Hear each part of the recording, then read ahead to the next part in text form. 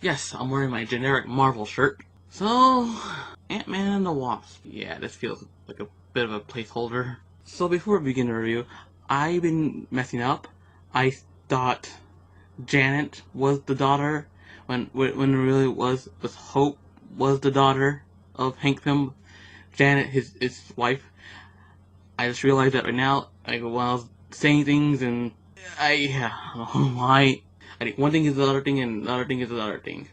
My mistake. So enjoy the review. Well, I didn't expect much from this movie because some of the trailers did not look that interesting or visually stunning like how Infinity War looked and Black Panther. This movie, this is just a placeholder until Captain Marvel and Avengers 4 next year. And yeah, and this movie also feels very like family movie-esque, if you know what I mean. Like at the end of the movie, everyone's happy. Feels like a typical Disney family movie. Like Hank Pym has his wife back at the end of the movie, and people were saying that The Last Jedi is like a Disney family movie. When no, it's really not. Everyone's sad at the end of the movie, and everyone's happy at the end of this movie, except for the first end credits, which is ties into Infinity War. And the second end credits was just the ant drumming that was also in the trailer. There's a lot of things that were in in the trailers, and everything is not that interesting overall. It's oversaturated with humor.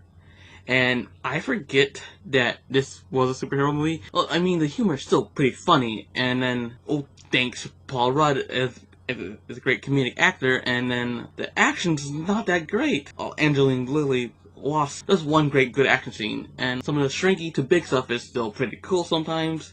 But none of it's very rememberable. Also, why is her suit not like yellow? Because I know it's supposed to look yellow in like from the comics, and also at the end credits from the last one when Hank Pym was giving her suit, it was all decked out in yellow, and then this is just like I don't know what color it is. It looks like a grayish yellow. Well, I guess because Scott Lang is supposed to be bright and humorous, well, and Janet Van Dyne is supposed to be dark and gritty. I guess that's what they're going for. The new Ant-Man suit does look very great. It's very bright red. And this is like a gray yellow.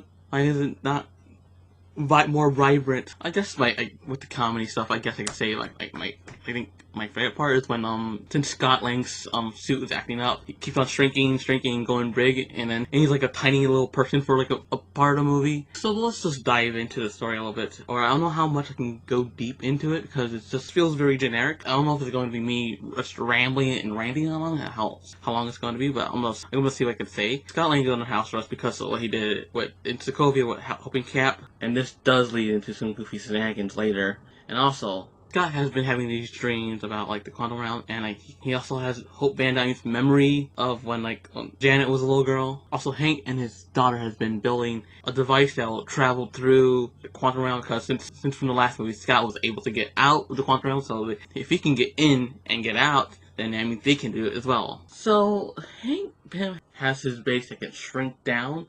But I don't know how it operates. How was it like a scale model at first, and you just put like a light bulb and a battery inside of it, or was it big first? He put all the equipment that he needed to have in this building first, and then started putting like batteries and light bulbs in it.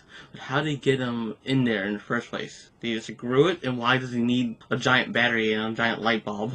Like, I guess the battery makes sense, but what the light bulb does? And there's a giant paperclip as well, just sitting in the background. I mean, it's fun. It's a fun visual thing to like look at, but like it makes no sense. Is it just to have it? The biggest thing is the handlebars. How did that operate and work? Did he put that in first? Did he shrink it down and put it like that? I don't know. Thinking a little bit too much, but it makes no sense to how it works. So whatever. It's kind of fun.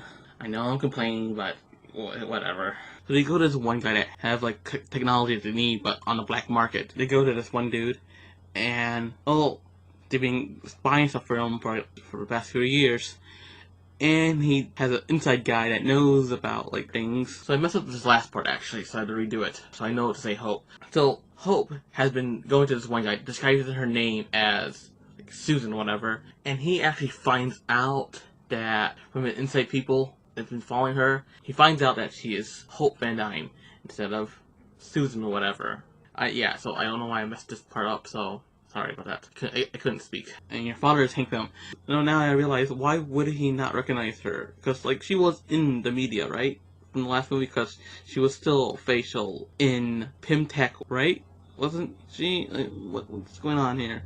Oh, yeah, whatever. They actually get to fight. She has her own suit, and then that's when Scott is also surprised. Hold on. You gave her wings? And blasters.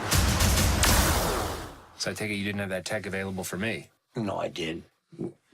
So yeah, you get a bit of scuffle. Some of it's pretty cool. And then, like, the villain of this movie comes, which is Ghost. And her deal is that, like, she needs to, like, cure herself from the quantum realm, whatever, because she's, like, getting between dimensions of, like, this reality and another reality, something like that. And she's moving through things. Her body's, like, deteriorating from, like, from everything. Then that's when Hank gives Scott the new suit to help Janet. Ghost actually defeats both of them, and then goes to Hank and steals his lab. So Hank can't track his lab down because somebody disabled the tracker from inside, and there might be something that can help them. Bill Foster, it's an old friend of his, but they don't get along anymore. They go to him to see if he can help. Well, Bill Foster does give them some ideas. If they upgrade their stuff tech or modify their tracker or whatever, to see if they can actually find it. That's a good idea for them, and they actually do. Well, while they're at Ghost's base, they actually get jumped by Ghost, and Bill Foster's also the other villain to help Ghost. He also helped Ghost to control her powers a little bit, and also S.H.I.E.L.D. made her into, like, their own Winter Soldier to do their own spy stuff. Why didn't they ever cross paths? This is a little bit of weird retcon stuff, because wouldn't they run into each other at one point? So when S.H.I.E.L.D. shut down, I think they were like kill her or whatever. He took her and built her a containment unit to, like, help her keep her, like, mental state so she won't, like, phase through walls or whatever or explode. So Bill wants to go to the quantum realm to, like, extract all that quantum energy into Ghost. Oh, Hank Pym doesn't like that idea because, like, it could probably destroy the quantum realm and also Janet, but she's still stuck in there. Well, they actually do end up escaping from their clutches because, well, Bill opens up this container that's like the mint thing, and he opens it and there's giant ants. It's like a kind of reminds you of when you open the thing with the snakes pop out. It kind of reminds you of that, but instead of snakes, it's ants, giant ants, and they rescue everyone else and get out of there. So while they got their base back, and they're trying to figure out other things to try and go into the quantum realm, well, Scott has another glitch out, and then he changes into, not like changes, but his mind goes blank, and his mind changes into Hope Van Dyne, which is very hilarious to see how Scott acts like a woman, or Paul Rudd can pull it off, because he's very funny and great and with things to do. Which is another hilarious moment from him in this movie. The humor of this movie is great, but the action's not that great. The story is a family story. Like, at least the humor is actually pretty funny. I still think Thor Ragnarok is funnier because, well, Taika Waititi is a better director than Peyton Reed. So yeah, there's also more clever humor in Thor Ragnarok than in this movie. It's just like, haha, I can laugh at that. That's what it felt like. So, Hope Van Dyne is in Scott's body, or her mind is in Scott's body. She knows how to do all that bypass to know where to go to meet her in the quantum realm. So she helps them, and that was a good moment for them, the family stuff. She gets out of Scott's mind, Scott doesn't know what happens, and everyone else knows what to do now, except for Scott. Well, I guess he can tell him. Well, Scott has to make it back to his house before the FBI finds out that he's gone. So he does make it back. He runs quickly as he can, he does make it back, and they also do this to get the end. It's more playful laugh, I guess. And then, well, meanwhile, another unit of FBI agents finds Hank Lab in the forest. They capture him and Hope. The FBI takes him into custody. Also, Ghost pops out and steals their lab. Well, the FBI knowing. And then Scott ends up saving him and giving Hope her suit back. Help them escape out of custody of the FBI. So, they actually do find their lab back. It's in the middle of nowhere, or in a parking lot somewhere, where it's very obvious a building just popped out of nowhere. And Bill's trying to figure out how to operate the quantum realm traveler thingy. He needs to know how to, because he needs to know the button to press. Well, he can't figure it out to, like, fix Ghost. So, and then there became this cat and mouse chase with the building. Well, they shrink down the building again, and with the building being small again, it becomes like this cat and mouse chase between Team Ant-Man, and then there's the Ghost, and then there's the villains from earlier. Everyone's phasing through things, everyone's going bigger and smaller, and throwing Hello Kitty suspensors. Well, eventually they do get their base back. I think that's when Scott goes big again. Takes it out of that one guy's hand, probably. Oh, let me just talk about this chase scene that they had. If Edgar Wright was still on this chase scene would be a lot better, and this movie would also be a lot better as well. I'm still really upset that, like, well, what if, I think this movie would be a lot better if they had Edgar Wright back, or if he was still doing it. If they just listened to him way back. Peyton Reed, as a director, he's not that very good stylized, but he's just a director for hire, if you think about it, really. Okay, I really don't want to get into it, but it just, like, everything was just so dull looking, and it's not interesting to watch. That's all I'm saying. So Hank goes into the quantum realm. He ends up meeting Janet Van Dyne again, his wife. He meets her again. Well, she's also aging in that dimension. And also, how is she not eating? Is she eating, like, the quantum parts in there? Can she still eat real food? Or she needs quantum food? When they're in the quantum realm, that actually does look nice. I wonder if that's, like, done by someone else. It does look unique and stylistic. Everything else is just like, it's like another movie. Almost. More visually stunning movie. So you had to get her out. And also, she has the power to cure ghosts. And everyone's happy again. And it's a family movie.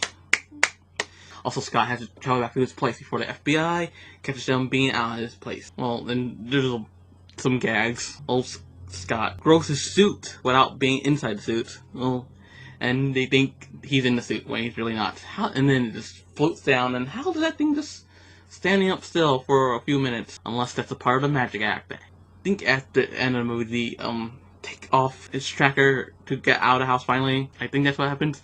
And everybody's happy again. See, that's a family movie. Wow. Yay.